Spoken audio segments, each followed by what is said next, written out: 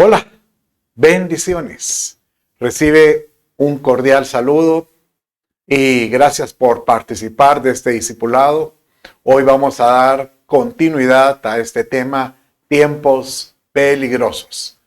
Son tiempos escatológicos y tenemos que estar muy anuentes de lo que Dios tiene. Bueno, vamos a pedirle a mi Padre que nos bendiga. Ahí donde estás, acompáñeme. Padre, te doy toda la gloria, la honra, la adoración. A ti te pertenece. Amado Papito, háblanos, habla al corazón y sobre todo, Señor, danos dirección en la vida. Todo esto lo pido en el nombre de Jesús, tu Hijo. Amén, amén y amén. Bueno, el tema que hemos estado viendo es tiempos peligrosos. ¿De dónde sale este tema? Bueno, Pablo se lo dijo a Timoteo en su segunda carta, en el capítulo 3, y le decía de esta manera, ¿verdad? También debes saber esto, que en los tiempos postreros, esta palabra postreros es los escatos días, o sea, los últimos o los días finales, vendrán tiempos peligrosos.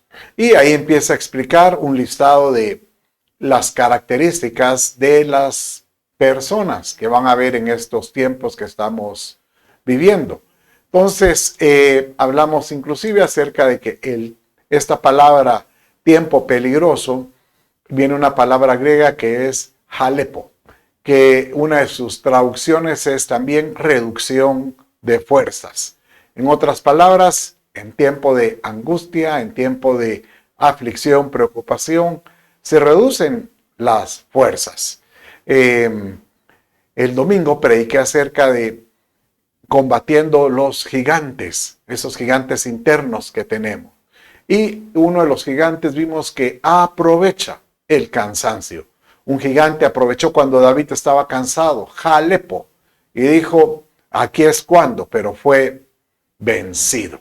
Entonces, tenemos que ver que en estos tiempos, las características de estos tiempos pueden provocar que el corazón del cristiano se angustie, se preocupe, se afane.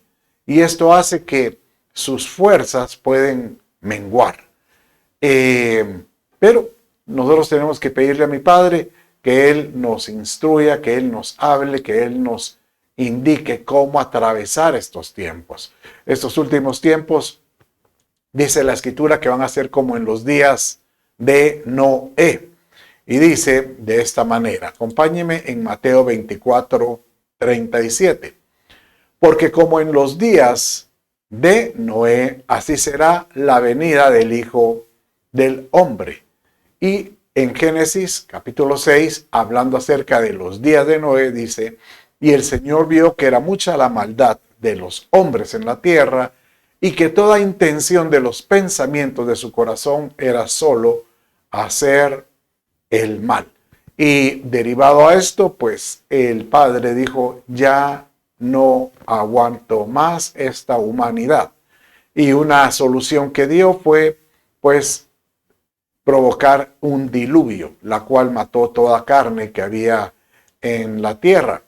Y uno dirá, en los últimos tiempos van a haber diluvios. No, el Señor prometió que ya no habrá un diluvio, incluso por señal puso el arco iris como un pacto, que esto era únicamente por amor a una humanidad.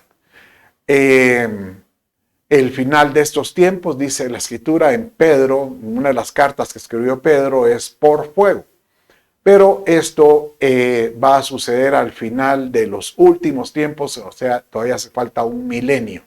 Ahorita estamos esperando nosotros con mucha ansiedad, o yo diría no ansiedad, con mucha esperanza.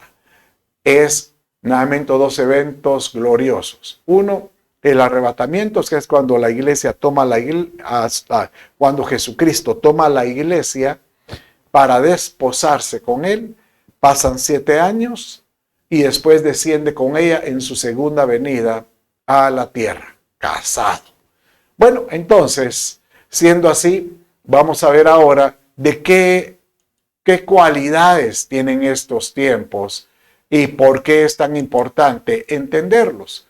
Bueno, entonces estuvimos viendo en los discipulados anteriores que estos tiempos se iban a caracterizar por personas amadores de sí mismo, personas avaras, vanagloriosos, soberbios, blasfemos, desobedientes a los padres, ingratos, impíos, sin afecto natural, implacables.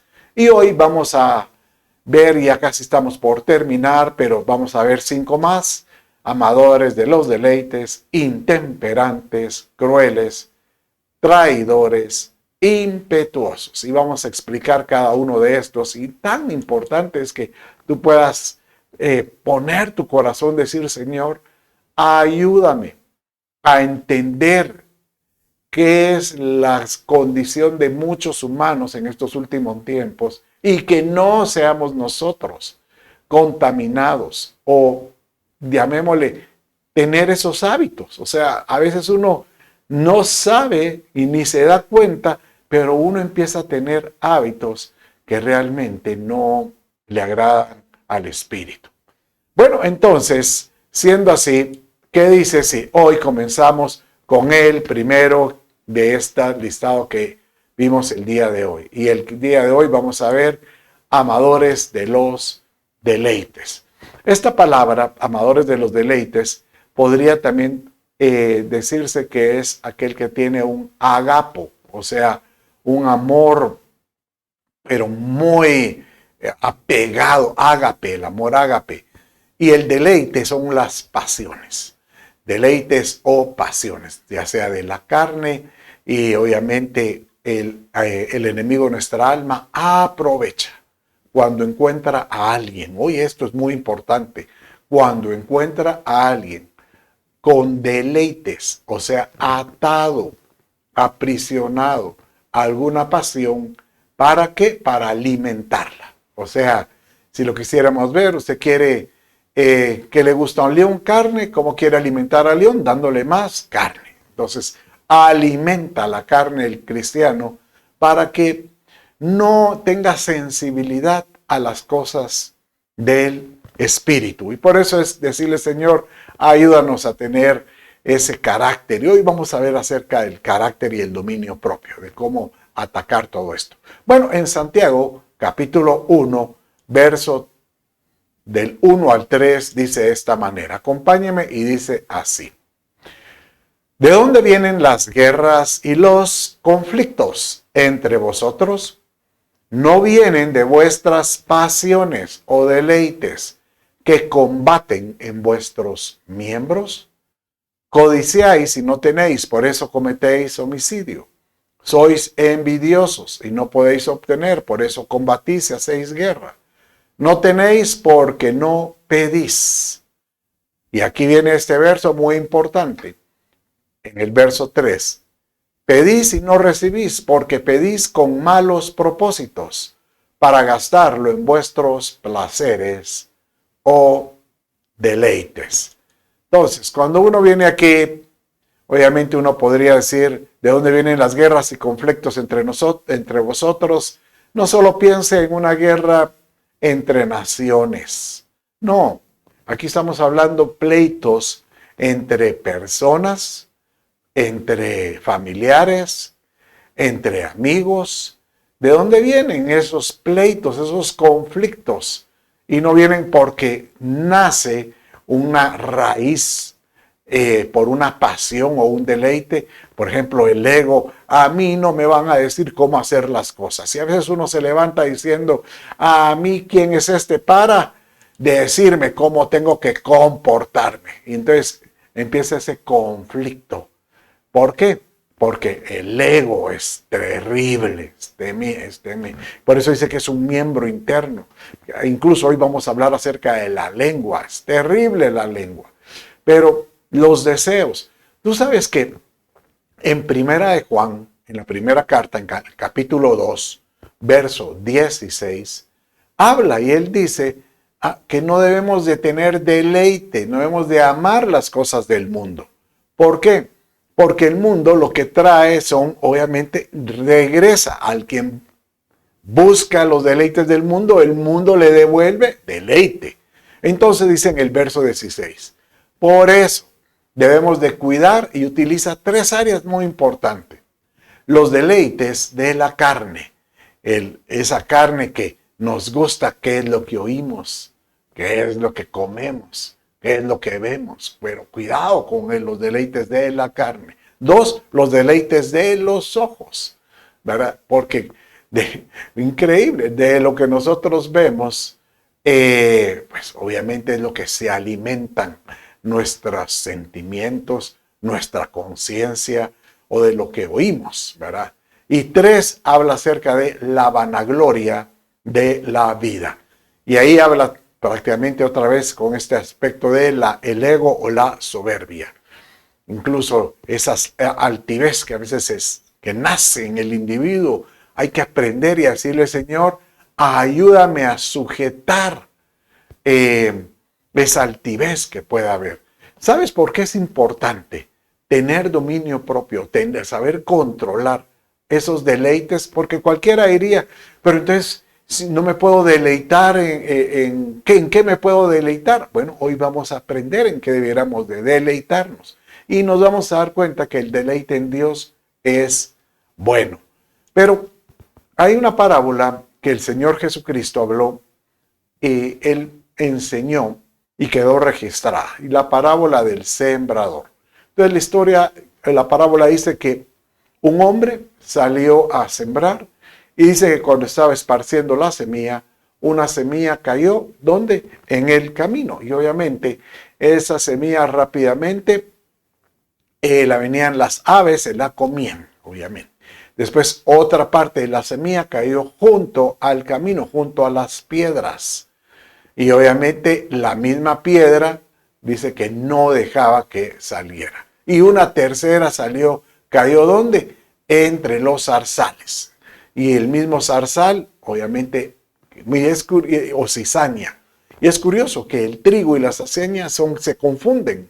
Podrían ser iguales. La diferencia es que la cizaña no tiene fruto, entonces sigue emergiendo hacia arriba y parece como si fuera el trigo. Pero cuando el trigo tiene fruto, ¿qué? Se dobla. Entonces te puede diferenciar la cizaña del trigo, porque el trigo ahí se humilla. El mismo fruto hace que se humilla, ¿verdad?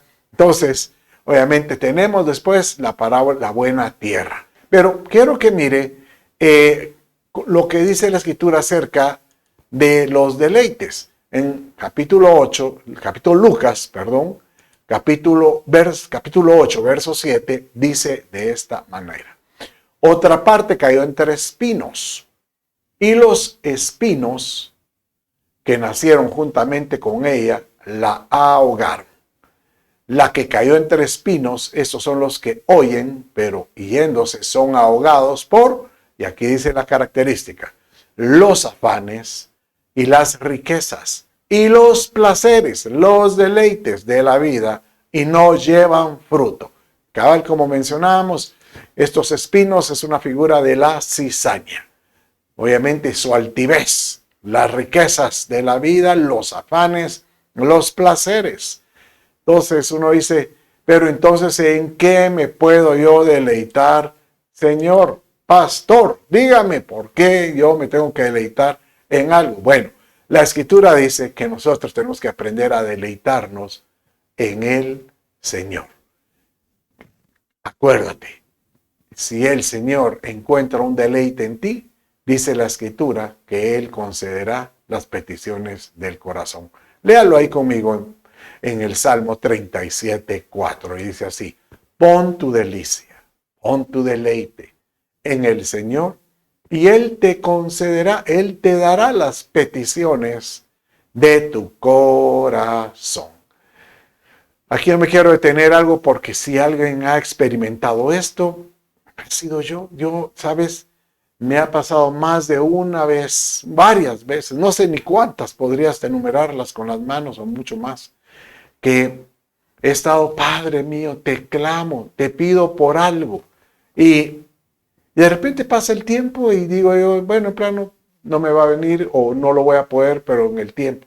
Y de ahí milagrosamente me llega a mis manos Y recuerdo, es cierto, esto lo deseé hace tanto tiempo, ¿verdad?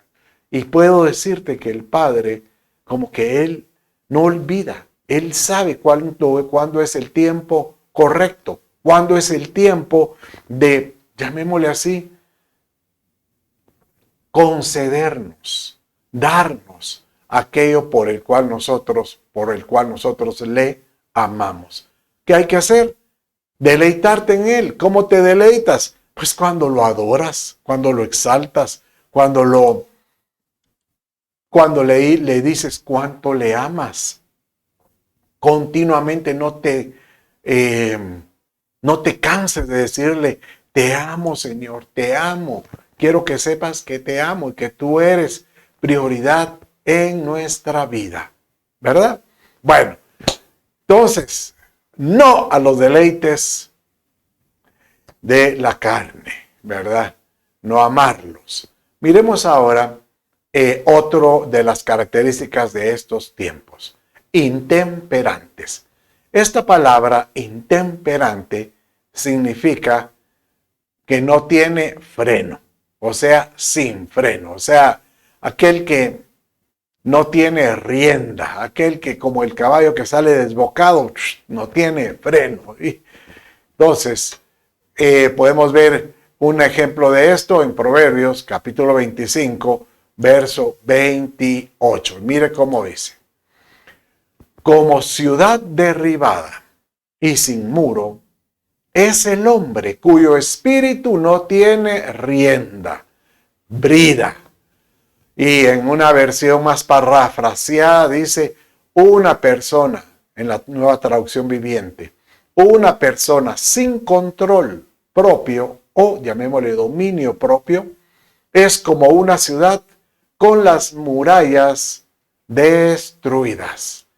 Prácticamente le está diciendo que el que es intemperante, el que no tiene freno, prácticamente es el que no tiene límites. Y el que no tiene límites se va ahí sí que va a batirse de boca, de bruces. El que no tiene freno tiene el riesgo de siempre hablar más allá de lo que tiene que hablar. Yo quiero que medite ahorita. ¿Tiene usted algo en su carácter que usted dice, me cuesta controlar esto? Medite hoy un momento. ¿Qué es lo que tú sabes? Y varias veces, después de, pues llamémosle, haberlo hecho, dices, pero ¿por qué dije esto? ¿Por qué vi esto? ¿Por qué reaccioné con esto? Muchas veces son nuestras reacciones. A veces uno dice, no, yo logro controlar la ira, pero cuando te tocan algo que te quiere, que te duele, muchas veces uno saca de su interior esa condición que uno dice, es que me salió lo de Zacapa. Es una expresión en Guatemala que utilizamos aquel que es muy iracundo, que es enojado y que no logra controlar. Mire, el dominio propio es un don del Espíritu, es un fruto, del Espíritu que el Señor nos dio.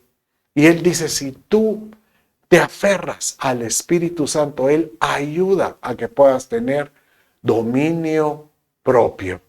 Miremos cómo dice el Proverbio 16:32.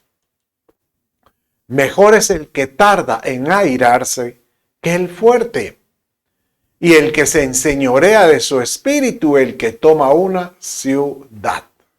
Mire, como el que estábamos, muy parecido al verso que estábamos viendo anteriormente. Y el Proverbio 29:11, el necio da rienda suelta a toda su ira, mas el sabio al fin la sosiega. Y él se dio cuenta que hay muchos versos en la escritura que habla acerca de la rienda, la brida, que es la que se le pone al animal. Tranquilo, que nosotros vamos a tener esa rienda, tranquilo. Hey, ¿sabes cómo digo yo a veces, aduciendo a mi nombre? Chitón, en el sitio. Ve, cállate. Hay veces es mejor quedarse callado. Pero cualquiera me estará escuchando ahorita y diría, no, si usted se queda callado, entrega y usted está dando a conocer que es un cobarde y que no se defiende. No, hay momentos que es preferible ver, no decir nada, no responda en su celular una amenaza o algo que usted se sienta, sobre todo si es un grupo. Si está en un grupo, no responda, porque lo que hace es que a la hora de usted responder o una aclaración, puede usted solo encender una llamarada. Y a veces las zorras pequeñas, dice, hacen incendiar grandes viñas, dice Cantar de los Cantares. Si usted tiene un problema con alguien, mejor en lo privado, háblele, escríbale o llámelo y dígale, mira, tú estás diciendo esto, tú tienes pruebas o sabes por qué. Y si él te dice, no, a mí me lo dijeron, perdona, no es así. Entonces tú puedes decirle, serías tan amable de aclarar, ¿verdad? Si no lo haces, yo voy a tener que escribir diciendo que lo que tú dijiste, después de haber hablado contigo, fue una falsedad. Y primero Dios se aclaren las cosas, pero lo mejor es, tener dominio propio. ¿Sabes que la Escritura dice que ese fruto del Espíritu, el Espíritu Santo, da placer cuando lo tomamos?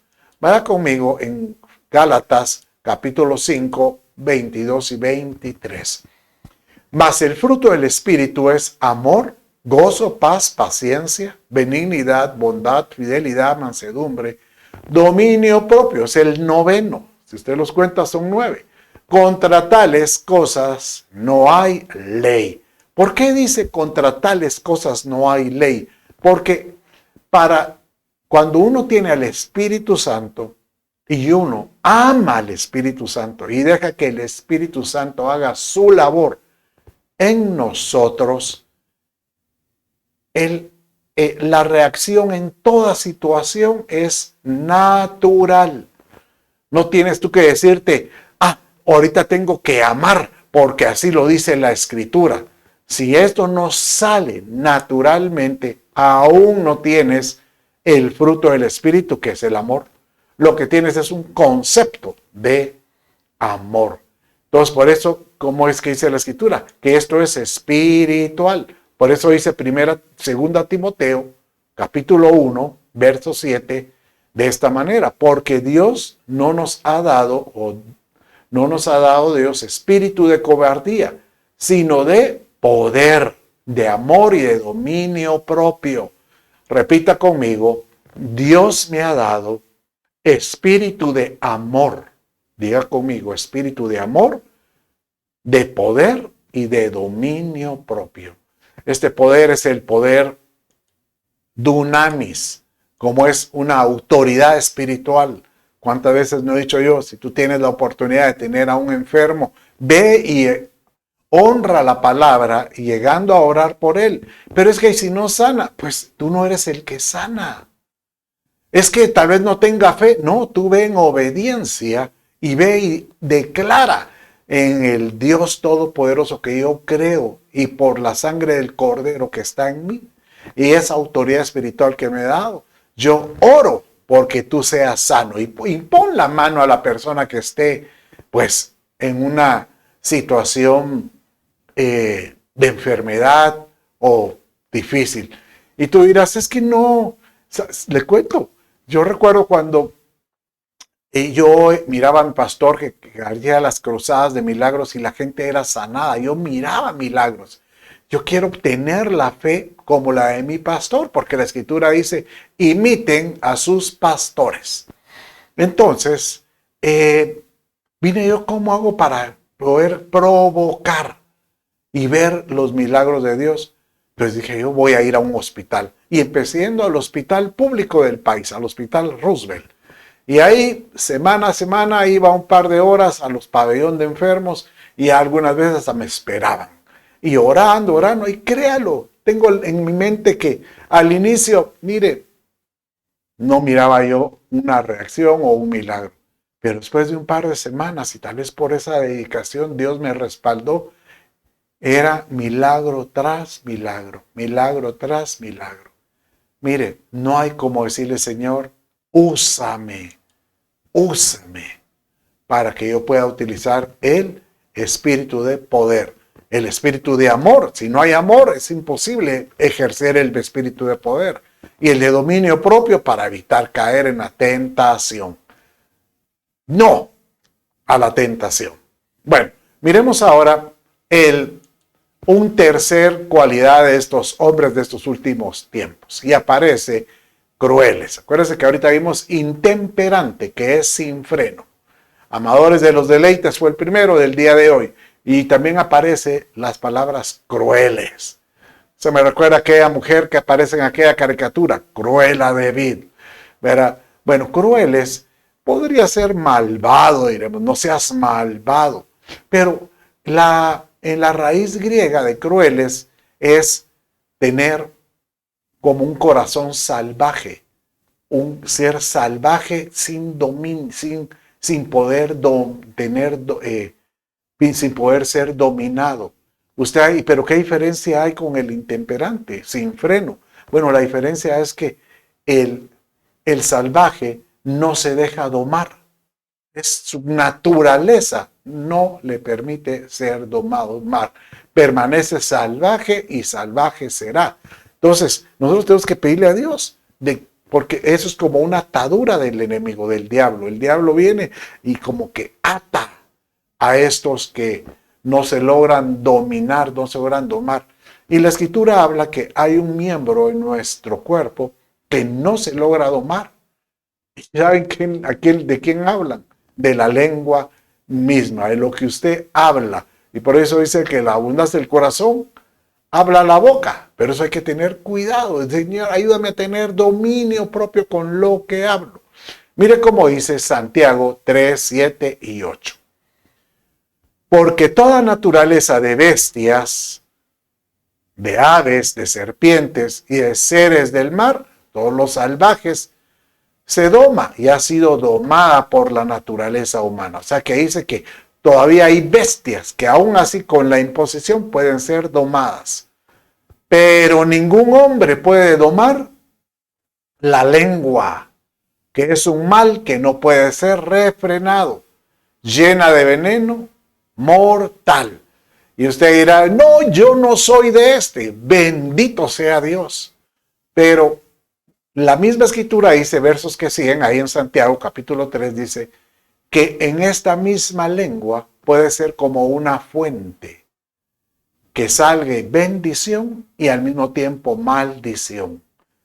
¿Cómo es que uno en ciertos ambientes puede levantar las manos, puede estar en la iglesia adorando, pero en otro ambiente, si te tocan lo que más te duele, sacas una naturaleza interior, como dice aquí, salvaje, dando a entender que no se puede domar?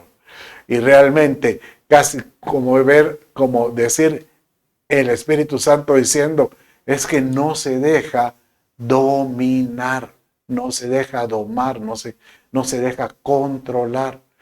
Bien decía el Señor Jesús, es que ustedes con sus labios me adoran, pero su corazón está muy lejos de mí. Eso le decía continuamente a los sacerdotes de la antigüedad, que ellos dicen, ustedes vienen y presentan ofrendas, presentan adoración, sacrificios, pero no se dan cuenta que ni las ofrendas y los sacrificios están pervertidos, pues están con problemas. ¿Por qué? Porque su espíritu ya está lejos de mí y ya no tienen sensibilidad para ver las cosas de Dios.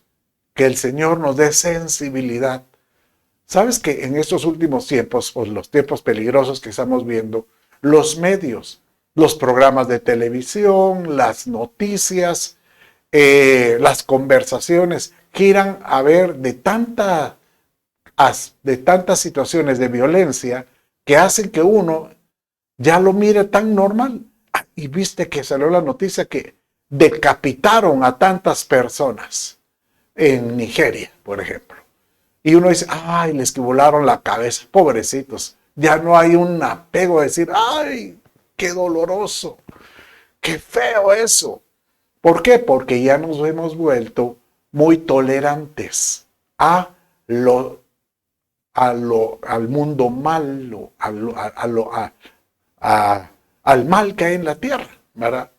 Por eso hay que decirle, Señor, que tu espíritu no se aparte de mí, ¿verdad? Dice el Salmo 32, 8, 9, que nosotros tenemos que decirle, Espíritu Santo, toma el control en mi vida. Mire cómo dice, te haré entender y te enseñaré el camino en que debes andar, dice el Señor. Sobre ti fijaré mis ojos. Pero mire cómo dice el verso 9.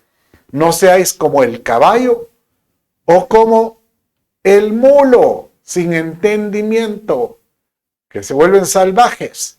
Entonces la única forma que han de ser sujetados con cabestro o con freno. Y con freno, porque si no, no se acercan a ti. En otras palabras, que aquel individuo que está diciendo, que ponemos, utilicemos, si fuera la boca, que con su boca dice en un ambiente algo y posterior en otro ambiente cambia su versión, prácticamente es una persona que no se mantiene sujeto a su forma de hablar o caminar. Por eso dice aquí, te haré entender y te enseñaré el camino en que debes andar. Sobre ti fijaré mis ojos. O sea, el Señor te dice, deja que el Espíritu Santo gobierne. Muchas veces si estamos inmersos en el Espíritu Santo, en el momento de querer hacer algo indebido, uy, el Espíritu te dice, no. O te callas, o no, eso no lo puedo ver, o eso no lo debería de oír. Conversaciones, dice que las malas conversaciones corrompen las buenas costumbres. Si hay una conversación que no edifica, mejor evítala, porque total, eso puede ser nefasto. Bueno, ya vamos a terminar para ver el penúltimo de los temas de hoy, traidores. El traidor, y el clásico que voy a traer es el de Judas, ¿verdad? Porque Judas realmente fue un traidor. Traidor es como aquel que quebranta una confianza. Mire cómo dice Lucas 22, 21. Mas he aquí, dice el Señor, la mano del que me entrega está conmigo en la mesa. A la verdad, el Hijo del Hombre va según lo que está determinado, pero hay de aquel hombre por quien es entregado. Y siempre con esta misma conversación, pero como lo registró Mateo en el capítulo 26, verso 23, dice aquí, entonces Jesús respondió y dijo, el que mete la mano conmigo en el plato, ese me va a entregar. Y después dice que cuando Jesús estaba en el monte, Judas con sus secuaces, dice en el verso 48, y el que le entregaba, Judas, le había dado señal diciendo al que yo besare, a ese prendedle. En otras palabras, ¿qué es un traidor? Aquel que, siendo muy cercano inclusive, te puede meter una cuchillada en la espalda. ¿Cuántos traidores aparecen en la vida? ¿Cuántas personas nos han dicho, tú vas a ser como mi amigo fiel, tú vas a ser como mi padre, tú vas a ser como mi guía, y posteriormente cuando algo les cambia su forma de pensar, dan la vuelta? Pero ¿cómo tratar esto? Pues mira, lo único que hay que hacer es, Señor, a ti te entrego todas mis cargas. Seguramente uno ha tenido, todos los que están escuchándome, han tenido esas malas experiencias de personas que han roto la confianza que les has dado. Dice Proverbios 3, 28 y 29 de esta manera. Nunca digas, te ayudaré mañana, cuando puedas ayudar el día de hoy. Esto está en una versión parafraseada. Nunca traiciones al amigo que confía en ti. En otras palabras, tú puedes prometer hoy, yo te ayudaré mañana, yo voy a estar contigo, tú serás mi amigo fiel. Pero realmente después cambia la historia. No me concedió lo que yo quería. No habla como yo quería. No dijo como yo quería. Entonces puede romper esa confianza. Pero yo nuevamente te digo, dice el Señor, mía es la venganza. Mía es la venganza. Si tú tienes un deseo contra alguien que te traicionó, no te llenes de ira. Libérate, suéltalo, suéltalo. O sea, rompe ese yugo, porque es como un yugo en el corazón que está ahí atándote con el deseo de querer. Este se va a dar cuenta quién soy yo. Este va a saber quién soy yo. Suéltate, libérate. ¿Cómo? Pues Señor, te entrego mi causa. Te la entrego.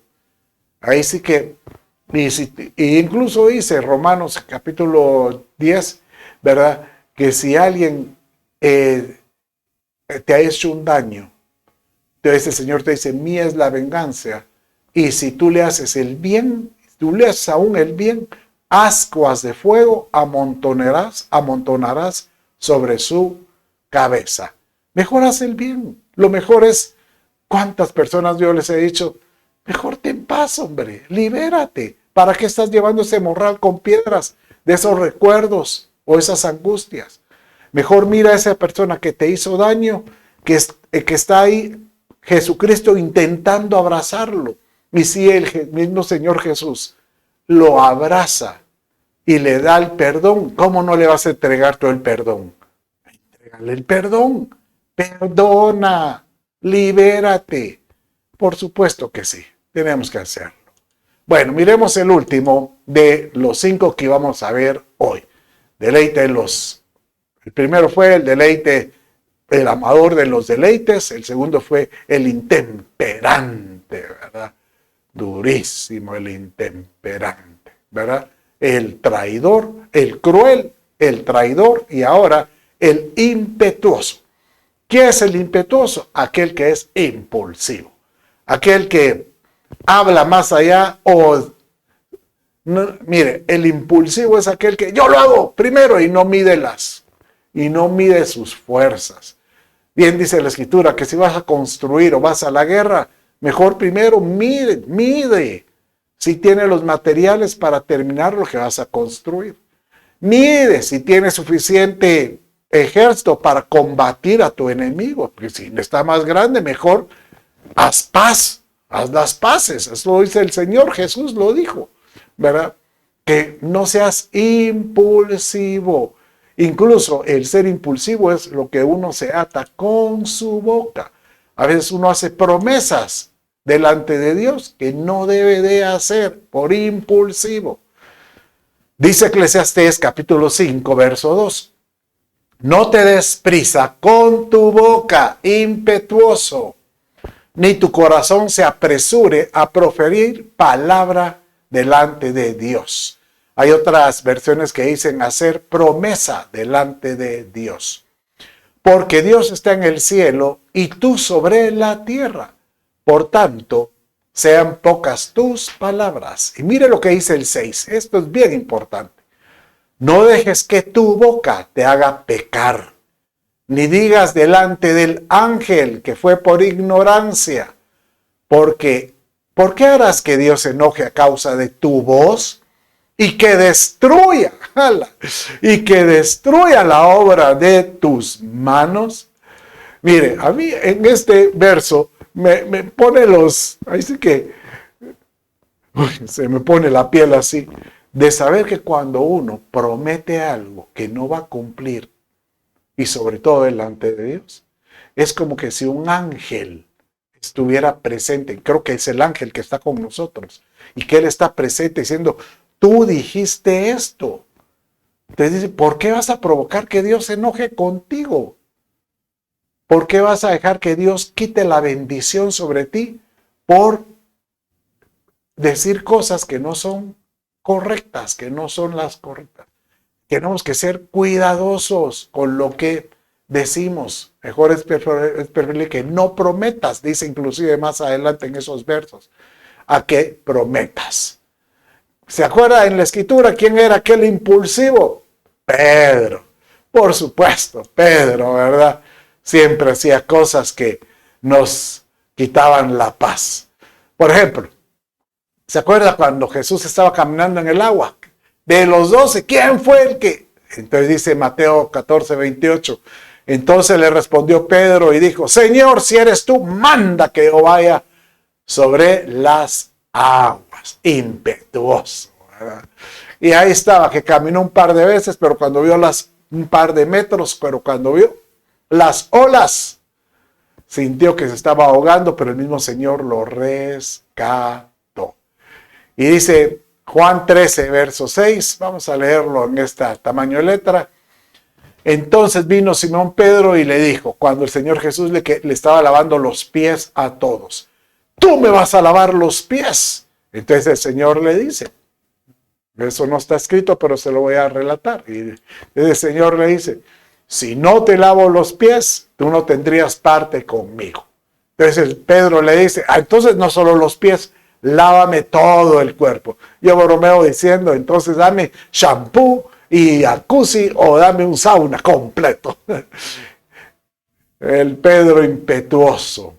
Y el otro, cuando el Señor Jesús les indica que ellos van a tener que, pues, ser espectadores de la muerte de Él. Entonces, en ese momento, Pedro le dice en Juan capítulo 13, verso 37. Le dijo Pedro, no fue Pedro, perdón. Le dijo Pedro, Señor, ¿por qué no te puedo seguir ahora? Mi vida pondré por ti.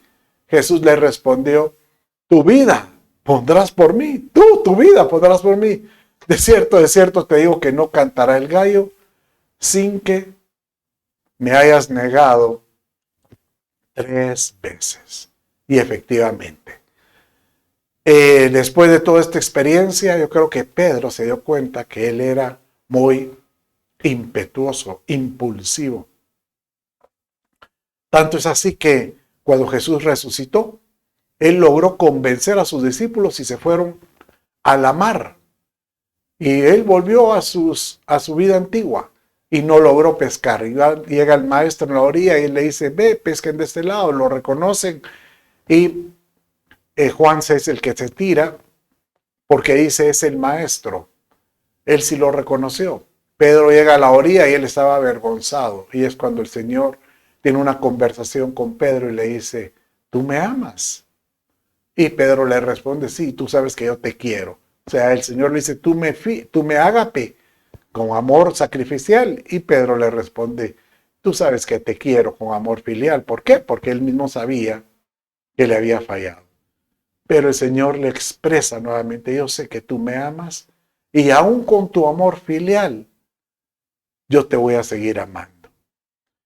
Qué lindo es saber que el Señor tiene el anhelo de rescatarnos y el de decirte, yo quiero poner en ti mi espíritu para que tú puedas tener dominio propio sobre el amor a los deleites. Que tú puedas decir, no, que tú puedas tener dominio propio para que no seas intemperante, ¿verdad? Sin freno.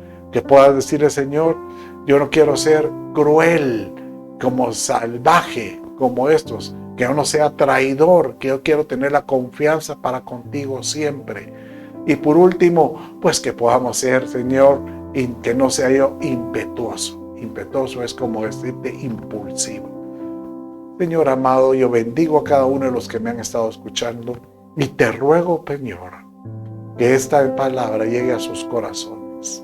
Háblales a lo profundo de su ser y que hoy puedan, Padre mío, conocer que el Espíritu Santo está en sus vidas. Tócalos, Espíritu Santo.